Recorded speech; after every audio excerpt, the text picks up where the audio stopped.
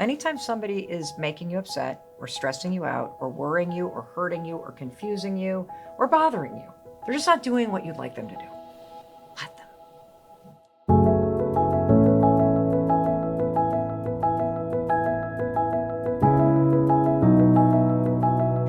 I am here with Mel Robbins. Thank you so much for being here, author and host of the Mel Robbins podcast, which is obviously hugely popular. We're delighted to have you. I want to start by just, by where you start with a book. At age 41, you have this incredible epiphany. Walk us through this, because this is sort of the impetus for the let them theory. Sure. Like so at the age of 41, I just found myself in a position that I never thought I would be in. Because when you make a vision board and you manifest, you never envision being drunk and being $800,000 in debt. Right. And so when your life goes in a direction that you didn't expect, you really don't see it coming. And I became a person I didn't recognize. When I was drinking myself into the ground, the bills were piling up on the countertop, and I was ignoring them as if they were suddenly going to get paid. And the simplest things seemed so hard. I would literally lay in bed, and I was so consumed with the debt and the bankruptcy letters, and I was so angry because my husband had gone into the restaurant business and it didn't work, and we had secured it with our life savings, and it's not like he tried to fail. But so here I am, 41, you've got 3 kids under the age of 10, and I was hitting the snooze button like 5 or 6 times a morning. Right. I was waking up because my 3 kids would be standing next to the bed. Right. I mean, that's a low moment. And it was during this time that I discovered something that changed my life. It was this epiphany that maybe if I moved fast enough, that when the alarm rang, if I moved fast enough in the morning, maybe I wouldn't be in the bed when the anxiety hit. That I wouldn't lay there like a pot roast marinating in fear. And so I started counting backwards, 5, 4, 3, 2, 1, just like NASA launches a rocket. And it's a super dumb idea on its face. But that very first morning, the alarm rang. And then I just started counting 5, 4, 3, 2, 1, and I stood up. Yeah. And that discovery taught me something. There is a skill in life that we all need. And that skill is learning how to take action, no matter how you feel. That when you're anxious, when you're afraid, when you're unmotivated, when you're full of doubt, those are just feelings and thoughts. You can still, 5, 4, 3, 2, 1, push yourself to do it. It's incredible. And simple. That's key. Yeah. Because your life is overwhelming. My life is overwhelming. The human being that is with us right now, spending time watching this and listening to this, their life is overwhelming. If it's complicated, you're not going to be able to use it. If it's intellectual, you can't remember it. Right. So simple is critical, because advice only works if you can use it. You write that if you're struggling to change your life, the problem isn't you, but rather the power you unknowingly give to other people. Give me an example of this in your life. It's everywhere. So you give people power when, let's just give you a scenario. You're standing in line at a grocery store. There's 5 people in front of you and 1 cashier. Beep, beep, beep.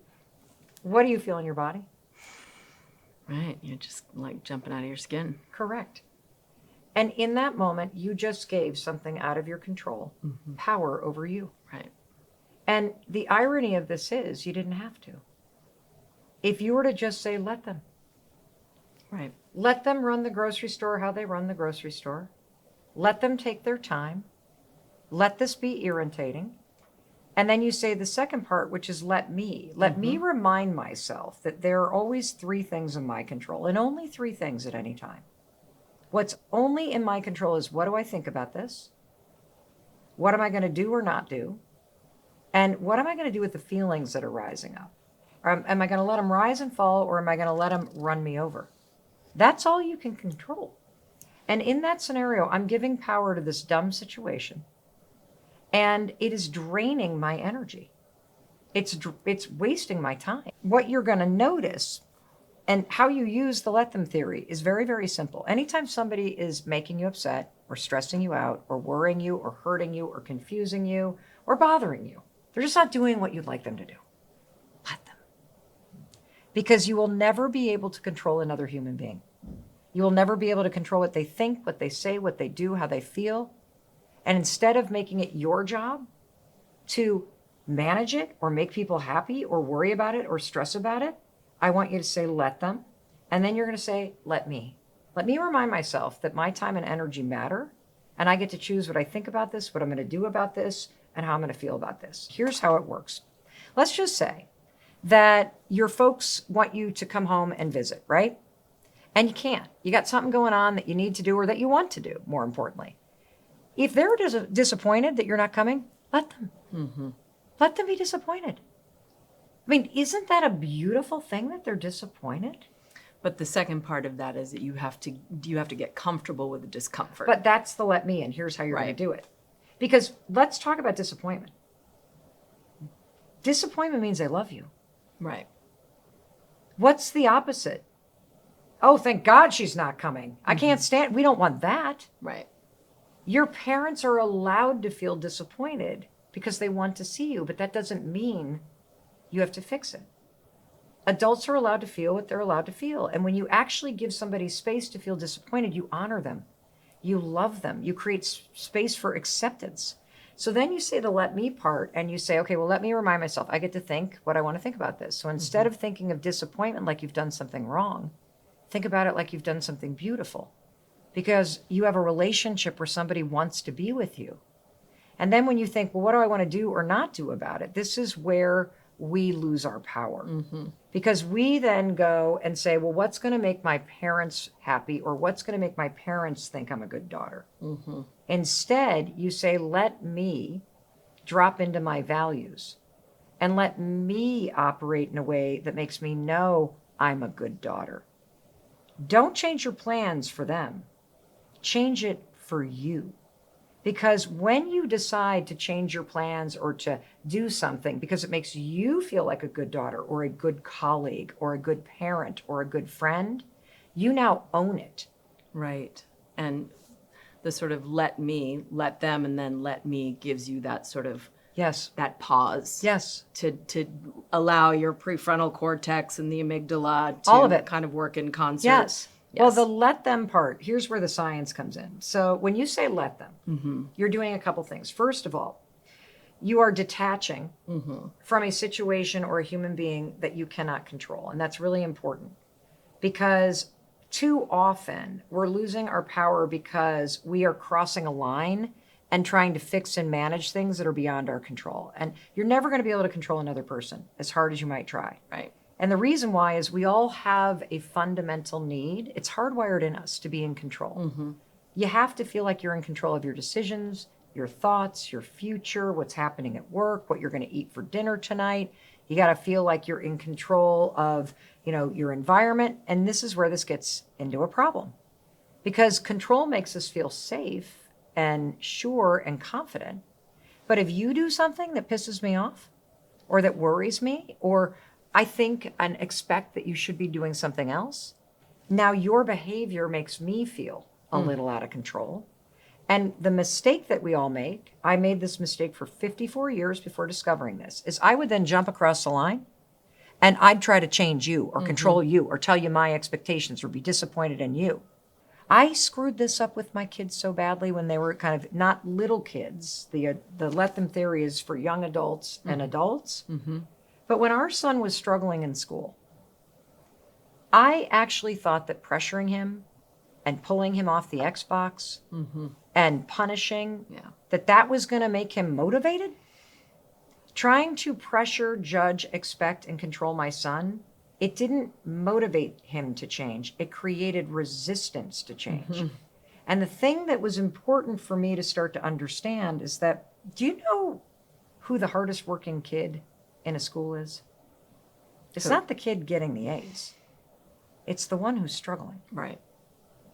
Because if you're struggling, whether you're struggling with your weight or you're struggling with relationships where you constantly chase people that treat you in a way that's less than you deserve, or you're sitting in a classroom and you're struggling to learn, you are in active conflict with yourself. And then you and I come along and we're very well meaning, and it's a wonderful thing to see somebody's potential and want more for them. That's a beautiful thing. Yeah. But then we come along and it's sort of like, you need to turn off that Xbox and start studying. It's sort of like, you don't think I know, Einstein, that I need to get off the video games? Right. Right. And it's not an issue of willpower. When somebody is struggling or they're unmotivated to you and me, they're typically in deep conflict with themselves because they either believe that it doesn't matter, they don't have hope, or they're missing a skill that will help them succeed. Right. Or there's shame and then paralysis. Correct. Yeah. Because people do well when they can. Right. And when we step in and judge and offer advice and pressure and all this, we don't motivate, we separate. Yeah. We That's don't. the big one. Is Yes. Then there's a barrier between Yes. you and your son. Yeah. And so the let me part fundamentally changed how I show up in relationships because I realized that by giving up control of other people, you actually gain it. Right. By allowing people and letting them be who they are and who they're not, you actually learn how to love people as they are, and that makes your relationships better. But you do talk about how you can influence. So the way that you approach influence is very simple. You're going to follow this ABC approach. The first step, A, is you're going to apologize, and then you're going to ask open-ended questions. And here's what this looks like. So let's take my son, who was really struggling in school, ADHD, dyslexia, like my opinion, not motivated. My opinion, not trying. No, he's working very hard because it comes very difficult to him. Why is he playing video games? Because we know that people wire and default to what's easy, and that's easy. So it's a sign that it's working well for him. He's actually mentally healthy to avoid what's hard, right? Because he thinks he's going to fail at it anyway. Right. So I go up to his bedroom and I say, hey, buddy, I just wanted to apologize to you. It must be really awful to have me constantly nagging you. I'm sorry I've been pressuring you. You know, your grades, how you do in school, like that's something that you really need to own. And I've really crossed a line. I wanted to apologize. And I just realized I never asked you. So ask open-ended question. How do you feel about it? The point of the conversation is not to get them to tell you something. This is influence. What we're doing is we're influencing the friction inside their body. And then the final question, this is an amazing question. Is there anything you'd like to do about it? Because again, the people that you love know that they're not reaching their potential. They know that they'd like to do better. I choose to believe everybody wants to be happy and to thrive and to feel. And you've also taken the shame out of it. Correct. And I love to have these conversations in a car because there's no Because drinking. you don't look. Yep, you don't look. Yeah. And there's this science that's super cool around something called forward ambulation, that the motion outside the windows opens up thinking. And plus they're trapped. I mean, that's a really good thing too, that they're trapped with you. So they kind of have to have the conversation. Well, it's like little kids at night when you are putting them to bed and they start to talk. You know, Yes, it's like when yes. it's dark. Or big kids and adults when they're in a car with you. Right. And so then go to B. Back off. Right. Back off. Yeah. Sit on your hands. Let them. Yeah, totally. Let them. That's where you need it. And let me remind myself, I'm using the science of influence. Let me remind myself, I'm not in control of them. I'm in control of me. And I get to choose whether I create space for change and space for acceptance. And what I also love about back off is this. When I back off, I'm communicating to you that I believe in your ability to handle this. Right. Because if you oversteer, you over-engineer, then they think they can't do it themselves. Correct. And then C, the final step is celebrate.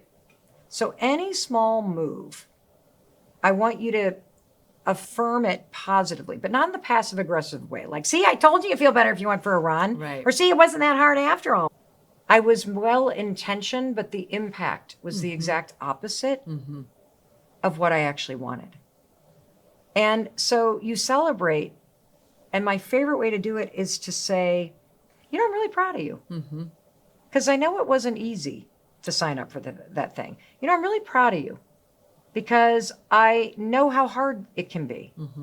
And I see that you're starting to come around, and that's really cool. And you know, if there's anything I can ever do, just let me know.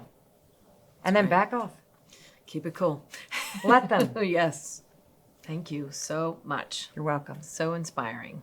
Thank you for being here. Really such Thank a you. pleasure. Thank you for the invitation. It's a real honor.